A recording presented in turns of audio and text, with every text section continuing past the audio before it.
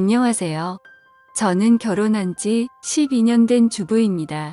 저에게는 남들이 부러워할 만한 스펙을 가진 남편이 있어요.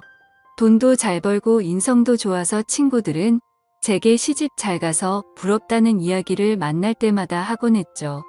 제 남편은 제가 봐도 정말 훌륭한 인성에 돈도 잘 벌고 저만 사랑해주는 만점짜리 신랑감입니다. 그런데 문제는 남편의 어머니예요. 남편과 결혼 후에 첫 6개월은 시어머니와 함께 살게 되었어요. 시어머니 집에서 얹혀 산 게 아니라 저희 신혼집에서 함께 살았습니다. 그렇다고 시어머니께서 집이 없는 것도 아니었죠. 시어머니는 강남의 60평이 넘는 고급 빌라에서 아버님과 함께 살고 계세요. 그런데 아버님만 그 집에 놔둔 채 저희 집에 들어와 살게 되신 거죠. 시어머니가 굳이 신혼집에 들어와 함께 사신 이유는 결혼 전점을 봤는데 그 점쟁이가 한 말 때문이었어요. 시어머니가 신혼집에 함께 살아야 애군도 맞고 4대 독자 집안에 대를 이을 수 있다고 했다네요. 시어머니 말씀에 의하면 저희 남편은 사주에 나무가 많은 사주라고 하더군요. 나무가 많으면 건강상으로는 위장이나 신경계 질환이 생길 수 있다고도 했고요. 그래서 시어머니 사주에 화가 있어서 남편의 나무 기운을 눌러주어서 지금까지 사건 사고 아픈 데 없이 잘 살았다고 하시더라고요.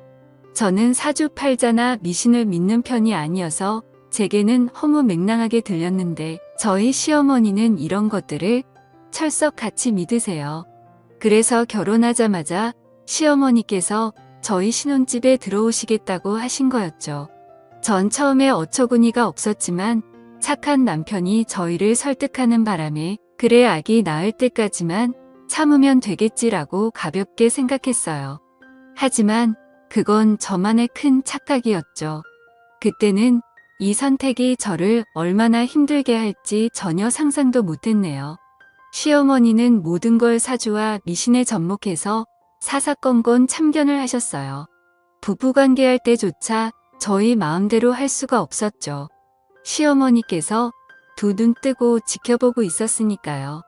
부부관계는 무당이 점지해준 날짜와 시간에 맞춰서 해야 했어요. 심지어 자세까지 코치해 주시기까지 하니 나 부끄럽고 너무나 민망해 하루하루가 가시방석인 신혼생활이었습니다. 두어 번 시어머니가 시키는 대로 했지만 그 후로는 도저히 못하겠어서 이 핑계 저 핑계를 대며 잠자리를 갖지 않았네요. 집안의 부적은 기본이고 어느 날은 회사에 출근했는데 제 핸드백에서 부적이 나오기도 해서 남들이 볼까봐 얼른 깊숙이 넣어 숨긴 적도 있어요. 하지만 이 정도는 애교에 불과했습니다. 하루는 어머님이 제 앞에 허름한 속옷을 내밀었어요. 여누라, 이거 아주 귀한 거다. 다 낡은 속옷이네요. 어머니 거예요. 이게 왜 내 거야? 내 거지 저 그런 속옷 없는데요. 그거 아들을 셋이나 낳은 여자가 입었던 속옷인데 그거 입으면 아들 셋이나 낳는다더라. 어머니 이게 언제적 이야기예요. 그런 거 다 미신이에요. 더럽게 남이 입던 걸 어떻게 입어요. 더러워 내가 이 속옷 사온다고 얼마를 쓴 줄 아니? 그리고 이건 미신이 아니라 과학이야. 이 속옷에 좋은 균들이 묻어 있어서 임신에 도움이 되는 거라니까. 한마디로 임신되게 하는 유산균 같은 게 있는 거지. 그럼 설마 그거 빨래도 안 된 거예요? 빨래하면 효과가 없어지니까 당연히 안 했지. 어머니, 저 절대 그거 못 입어요. 그냥 도로 가져다 주시고 환불받아 오세요. 너 정말 시애미만 안 들을 거야. 그러다 너의 못 가지면 어쩔래. 내가 지금 젊은 것도 아니고 내년 이한 40인데 요즘 조기 폐경이다. 뭐다 말 많던데 너도 그러다 폐경 오면 어쩔래. 어머니, 엄마 제발 이런 것 좀 사오지 마. 그렇게 좋은 거면 엄마가 입고 내 동생 놔줘요. 뭐 이 녀석아 말이 되는 소리를 해. 엄마가 먼저 말이 안 되는 소리를 하니까 그렇죠. 내가 애초에 젊은 여자 데리고 왔으면 이런 일도 없었잖아. 그런 다 늙어빠진 애 데려와서 이 고생을 시키니 엄마 민지 앞에서 그게 무슨 막말이야. 엄마 아들도 40 넘었어. 엄마 논리대로라면 내 정자도 다 늙어 빠졌다고. 솔직히 나이 그거 숫자에 불과해. 민지가 얼마나 건강관리도 잘하는데 지금도 겉모습은 30대 초반이야. 그리고 그 나이에 민지 같은 몸매 유지하기가 어디 쉬운 줄 알아? 어이구 팔불질 나셨네. 그러니까 내 말은 엄마가 그런 미신에 의지하지 않아도 우리 나름대로 운동하고 영양제 먹으면서 노력하고 있으니까 걱정하지 말라고요. 그런데 그 팬티 환불되는 거 맞아요? 그건 왜 나 이거 환불할 생각 없다. 꼭 입힐 거다. 알았어요. 주세요. 제가 입을게요. 제가 입어도 간접적으로 효과 있겠죠. 아이고 됐어. 환불할 테니까 1이네. 저는 남편과 시어머니가 대화하는 동안 한마디 말도 못하고 둘의 대화만 듣고 있었네요.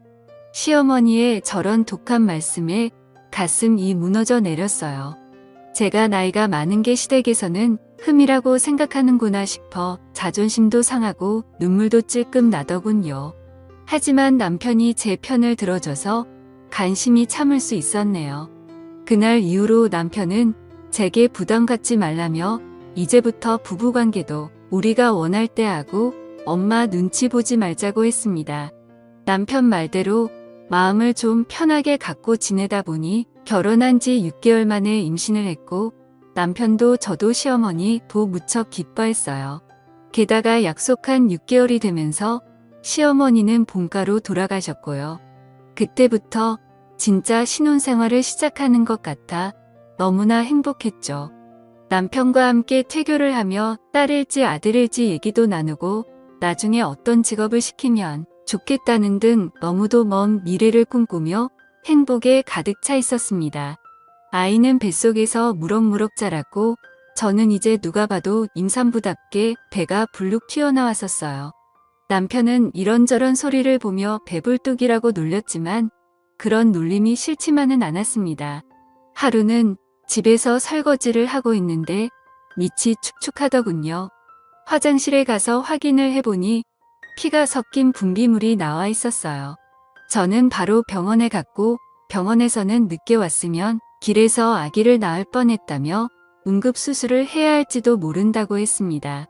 아기 양막이 내려와 내진을 해보니 아기 발이 만져진다고 해서 수술을 하면 양수 파열로 수술 자체가 안 될 수 있다고 하더군요. 그냥 이 상태로 누워서 아기가 자를 때까지 기다려야 한다고 했죠. 그런데 결국 그날 밤 양수가 터져버렸습니다. 23주 5일 만에 태어난 아기는 510g의 무게로 너무나도 작았습니다. 아기는 곧바로 신생아 집중치료실에 보내줬어요. 저는 수술로 걸을 수 있게 되자마자 아기를 보러 갔습니다. 아기의 팔은 제 손가락만큼이나 작고 얇았어요. 아기를 보는 순간 아기를 꼭 살려야겠다는 생각이 들었고 매일매일 기도했습니다. 하지만 너무 일찍 태어났기 때문에 병원에서는 살 가능성이 50%라고 했죠. 제발 제발이라는 말만 하며 2달이 지냈을 무렵 아기는 하늘나라로 떠났습니다. 못난 어미 때문에 제대로 커보지도 못하고 하늘로 간 아기를 생각하면 너무 슬프고 괴로워서 가슴이 무너져 내리는 것 같았어요. 그 후로 남편과 저는 매일을 눈물로 지냈습니다. 그러던 어느 날 시어머니께서 제 보약을 지어서는 집으로 오셨어요. 시어머니도 아기에 대한 기대가 무척 컸기에 많이 속상해하셨죠. 그런데 곧 명절을 앞두고 시어머니께서 살 명절에 본가에 오기 전에 작은 산 위에 밥이랑 국을 떠서 모시라고 신신당부를 하시더라고요. 어머님 밥이랑 국은 왜요? 집에 있는 신한테 애올려야 돼. 너희 집에 신이 안 좋다는구나. 저는 아이를 잃은 지 얼마 지나지도 않았는데 시어머니가 또 미신 얘기를 들먹이자 기분이 좋지 않았습니다. 그리고 왠지 떠난 아기 때문에 그러시는 것 같아 느끼지 않았어요. 결국 전 시어머니께 그건 안 하고 싶다고 말씀드렸죠. 그랬더니 시어머니는 버럭하시며 말씀하셨어요. 넌 그게 뭐가 어렵다고 못하니? 어차피 밥 해먹는 김에 밥이랑 국만 떠서 올리라는데 작년에 너희 애기 죽은 것도 이 집 신 때문이라고 갑자기 엄성을 높이시며 말씀을 하시는데 저는 그 다음 어머니가 하신 말씀에 순간 제기를 의심했습니다. 어머니, 어떻게 그런 말을 하실 수가 있어요? 우리 애기 떠난 지 얼마나 됐다고? 전 아직도 애기 태동이 느껴져서 하루하루가 힘든데. 나는 뭐 그러고 싶어서 그러니 용한 점쟁이가 그렇게 해야 애가 좋은 데로 떠난다는데 어쩌니 그럼. 전 그동안 어머님이 저한테 물어보지도 않고 온 집안에 부적을 붙이실 때도 아무 말 안 했고요. 저한테 한마디 상의 없이 굿한다고 사람들 불렀을 때도 싫은 소리 한 번 안 했어요. 그런데 어떻게 애기 문제를 신 때문이라고 얘기하시냐고요. 이날 저는 처음으로 시어머니께 되들었습니다. 남편도 그런 제 모습에 놀라 지켜만 보다가 남편도 언성을 높이더라고요. 엄마 제발 그만 좀 해. 이제 그만 집에 가세요. 라며 어머니를 집 밖으로 내보냈습니다. 남편은 절 위로해주며 마음 쓰지 말라고 했지만 아기가 살기만을 바라던 그때가 떠올라 가슴이 너무 아파 그 자리에 주저앉아 엉엉 울었네요. 결국 남편과 둘이서만 설명제를 보내고 시어머니께 연락을 하지 않았어요. 어머님도 그런 죄가 심했는지 저에게 연락을 하지 않으셨죠. 그로부터 3개월 후 시어머니께 전화가 왔습니다. 냉전 후 처음으로 걸려온 전화였어요. 시어머니는 제게 그동안 잘 지냈냐며 물었고 저와 시어머니는 의미 없는 인사를 주고받았습니다. 저도 시어머니께 잘 지내셨냐고 여쭙는데 시어머니는 그 말을 기다렸다는 듯이 난 잘못 지냈다 하시더라고요. 저는 시어머니가 전화로 절 나무라 시려나 보다 했습니다. 그런데 전화가 끊어졌나 싶을 정도로 뜸을 들이시더라고요. 나 유방암이다. 이제 얼마 못 살 것 같구나. 지난주에 병원에서 정기 검진 받은 거 결과 듣고 왔어. 그런데 내가 암이라는구나. 어머니 그동안 마음고생이 얼마나 심하셨어요. 어머니 잘 치료받으시면 금방 나으실 거예요. 제가 잘 돌봐드릴 테니 너무 걱정하지 마세요. 그런데 몇 기 암이신 거예요? 유방암 2기라는데 수술해봐야 안다는구나. 수술 예약은 하셨어요? 내가 잘 아는 무당이 있는데 그 무당이 치료할 수 있다는구나. 네, 뭐라고요, 어머님? 암 치료를 왜 무당이 해요? 의사가 해야죠. 아주 용한 무당이라서 말기암인 사람들도 많이 찾아오는 그런 무당이래. 어머님, 제 남편도 알아요? 어머니, 암치료 무당한테 받는다는 거. 저는 시어머니와 전화를 끊고 남편에게 전화를 걸어 시어머니와 통화한 이야기를 모두 들려주었습니다. 시어머니가 무당한테 암치료를 받으려 한다는 말을 들은 신랑도 노인네가 암이 아니라 치매에 걸린 거라고 하며 활짝 뛰었어요. 시어머니는 병원은 안 가고 신당을 찾아다니며 수백 수천만 원을 쓰고 다니셨습니다. 워낙 평생 펑펑 써도 남을 만큼 돈이 많으신 시어머니셨기에 돈은 그리 큰 문제가 되지 않았어요. 하지만 하루하루 시어머니의 생명을 좀먹는 암을 빨리 치료해야 했기에 두고 볼 수만은 없었죠. 게다가 아버님한테 전화가 왔더군요. 너희 엄마가 미쳐도 단단히 미친 모양이다. 웬 젊은 여자를 만났는데 그 여자한테 홀딱 빠져서 그 젊은 여자 무당한테 암치료를 받고 있다는구나. 지금 너희 엄마 또 그 여자 만나러 나갔으니까 한번 따라가 봐. 나는 회사에 일이 생겨서 도저히 시간 낼 수가 없어. 부탁하마 아들아. 그러면서 주소를 하나 찍어주셨어요. 그 주소지를 향해 가보니 주차장에 시어머니의 차가 세워져 있더군요. 그리고 그 건물에서 시어머니를 찾을 수가 있었습니다. 그리고 곧이어 남편과 저는 시어머니께서 병원을 찾지 않으시는 이유를 알 수 있었어요. 그 이유를 알고 전 경악할 수밖에 없었죠. 시어머니가 누워있는 곳은 간판도 없는 이상한 건물의 한 침대 위였어요. 시어머니는 침샘이 누워 마사지를 받고 계셨습니다. 저와 남편은 시어머니가 마사지를 받으러 오신 거였구나 생각하며 집으로 돌아가려고 했어요. 아무래도 시아버지가 뭘 잘못 아셨나 보다 생각하며 나가려고 했죠. 그런데 그때 마사지사와 시어머니의 대화를 들었는데 경악을 금치 못했네요.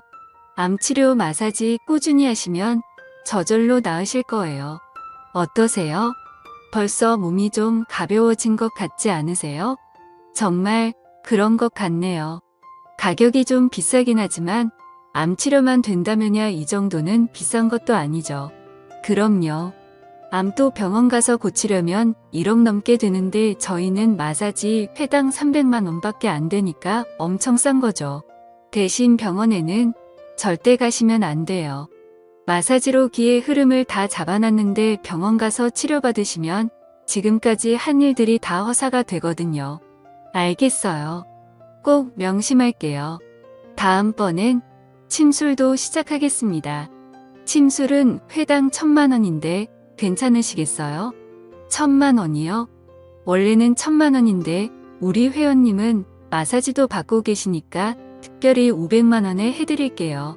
하루빨리 쾌차하셔야죠. 아유, 감사합니다. 이렇게 마음씨 좋으신 무당 선생님 만나서 제가 참 복받았네요. 저도 치료 열심히 받고 얼른 낫도록 할게요. 알고 보니 시어머니는 암치료라며 고액의 마사지를 받고 있었어요. 게다가 다음번엔 침술까지 한다니 이러다 사람 잡겠다 싶더라고요. 시어머니는 마사지를 모두 받고 집으로 돌아가셨고 남편과 저는 건물 계단에 숨어 있다가 다시 들어가 그 사기꾼 무당을 만나러 갔습니다. 남편은 화가 머리끝까지 나 있는 상태였죠. 잠깐 저 좀 보시죠. 누구시죠? 저 방금 당신이랑 있던 사람 아들입니다. 우리 엄마를 어떻게 꼬드긴 건지 모르겠지만 이게 사람이 할 짓입니까? 겁주는 말로 암 환자들 병원에 가서 치료도 못하게 하고 아무리 돈이 좋다지만 해도 너무하는 거 아니냐고요. 불쌍한 사람들 대상으로 사기나 치고 말이야. 당신 사기꾼으로 고소하기 전에 당장 우리 엄마한테서 떨어져. 뭐, 사기? 어따 대고 사기꾼이래. 그렇게 남편과 사기꾼이 실랑이를 벌리는데 갑자기 딸랑 소리와 함께 2명의 남자가 들어왔어요. 경찰입니다. 방무당 씨 당신을 불법 시술 및 살인죄로 체포합니다. 살인죄라니? 결국 침술로 사람을 죽였다는 말에 저와 남편은 너무 놀라 입이 다물어지지 않았어요. 하마터면 시어머니도 불법 침술을 받아 저 세상을 갈 수도 있었겠구나라는 생각에 몸이 덜덜 떨렸습니다. 여보, 우리 어머님도 정말 큰일 날 뻔한 거 아니야? 그러게. 사람 목숨 가지고 장난치는 것들은 콩밥을 먹어봐야 돼. 남편은 그 여자가 경찰에 붙잡혀가는 걸 동영상으로 촬영한 후 시어머니께 보여드렸습니다. 시어머니는 충격을 받으시고는 알아두으셨고 점집도 병원에도 가지 않으셨어요.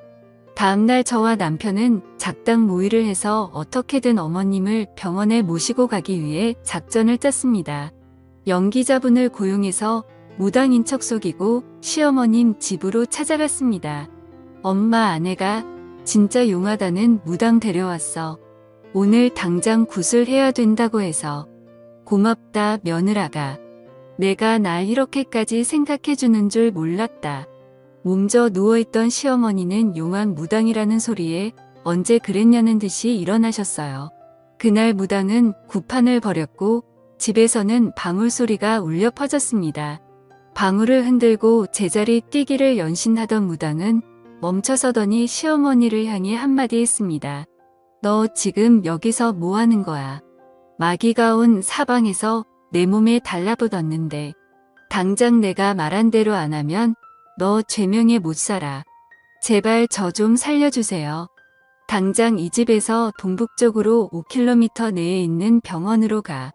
그리고 유시성을 가진 의사한테 가서 수술해 달라고 해. 그럼 무조건 살아. 내 말 알아들었어? 이 미련한 거자. 예, 알겠습니다. 아이고, 고맙습니다. 고맙습니다. 시어머니는 무당 앞에 엎드려 절하며 연신 고맙다는 말을 하고는 무당이 돌아간 후에 병원에 전화를 걸어 예약을 잡으셨습니다. 그 후로 그 병원에서 수술도 받고 치료도 하며 유방암을 이겨나가셨어요. 저는 시어머니 댁에 매일 들러 항암에 좋은 반찬들과 식사를 준비하고 저녁이면 신혼집으로 돌아오곤 했네요. 그러던 어느 날 시댁에서 상을 차리고 있는데 전화가 한 통 걸려왔습니다. 시어머니가 전화를 받으시더니 연신아이고 신령님 감사합니다. 라는 말을 반복하시더라고요. 그러더니 전화를 끊었습니다. 시어머니께 무슨 전화냐고 물으니 그때 부태주고 간 무당이 전화와서는 나보고 이제 다 나았다고 앞으로 몸에 좋은 것만 먹고 운동만 하면 오래 살 수 있다는구나. 그리고 앞으로 점집이나 무당 곁엔 월신도 하지 말라면서 신신당부를 하네. 내가 암에 걸린 것도 그런 게서 악기가 따라온 거라는데 이제 무서워서 점집에도 못 가겠구나. 암튼 내 덕에 내가 다 나았다. 정말 고맙다. 라고 했습니다. 제가 모려 어머님 그동안 치료받으시느라 고생 많으셨죠? 라고 대답하고 시어머니를 보는데 눈에 눈물이 고이셔서는 우물쭈물 하시더라고요. 저에게 무슨 말을 하려고 하시는 것 같아 잠시 어머님 앞에 서 있었죠. 잠시 후 시어머니는 어렵게 입을 열셨습니다. 세아가 내가 그때 일은 정말 미안했다. 난 너희 부부 잘 되게 하려고 그런 건데 내 마음에 상처를 준 것 같구나. 내가 싫다면 나도 이제 그만둬마. 아기 갖는 것도 부담 갖지 말고 마음 편히 하거라. 나도 시집 와서 직누나 키 전까지 시어머니한테 구박받고 달달 볶였었는데 시어머니가 나한테 했던 것처럼 너한테 내가 똑같이 한 것 같아서 부끄럽다구나. 그리고 너한테 막말했던 것들은 다 잊어주렴. 너도 사돈 때 귀한 딸자식인데 내가 내 아들 나이 많은 건 생각 안 하고 너한테만 너무 나무랐어. 이 못난 시애미가 미안했다. 전 시어머님의 진심 어린 사과에 마음 깊숙이 박혀있던 가시가 빠져나가는 기분이었고 저도 눈물이나 잊고 있던 앞치마로 연신 눈물을 훔쳐냈네요. 그 후로 저희 고부 사이는 다시 좋아졌습니다. 전 집으로 돌아와 남편에게 그날 일을 이야기했죠. 남편은 제 이야기를 다 듣고 난 후 저를 안아주며 말했어요. 당신 정말 고마워. 당신이 우리 엄마 살린 거나 마찬가지야. 그때 말한 대로 용한 무당이라고 연기자 세워놓고 연기한 덕분에 엄마가 병원 가서 수술한 거잖아. 나도 설마 이게 통하겠어 싶었는데 우리 엄마가 이렇게 미신에 푹 빠져 있는 줄은 몰랐어. 덕분에 당신 계획이 통했지만 말이야. 이제 그 가짜 무당시켜서 점집에 절대로 오면 안 된다고 일러줬으니까 앞으로 또 미신 얘기하실 일은 없을 거야. 그렇게 시간은 흘러 벌써 10년이 지났네요. 그 사이 저는 아들만 셋을 낳아 잘 키우고 있어요. 저희 시어머니는 운동에 취미가 생겨서 그 어렵다는 필라테스며 타바타며 하나씩 마스터해 가고 계세요. 요즘은 홈트에 빠지셔서는 집 안한 구석에 홈짐을 만들어 놓으셨어요. 운동 안 하시던 아버님도 덩달아 운동하시며 건강하게 살고 계십니다. 전 사람의 인생이란 누군가가 정해주는 게 아니라 스스로 개척해 나가는 거라고 생각해요. 가끔 재미삼아 오늘의 운세 정도 보는 거면 몰라도 비싼 돈 들여가며 무당의 말을 맹신하는 건 인생의 낭비입니다. 노력만이 내 바람을 하나씩 이뤄주는 것이지 무당들의 허언된 말 한마디에 결정되는 인생은 없다고 생각합니다. 제 이야기는 여기까지입니다. 긴 글 읽어주셔서 감사합니다.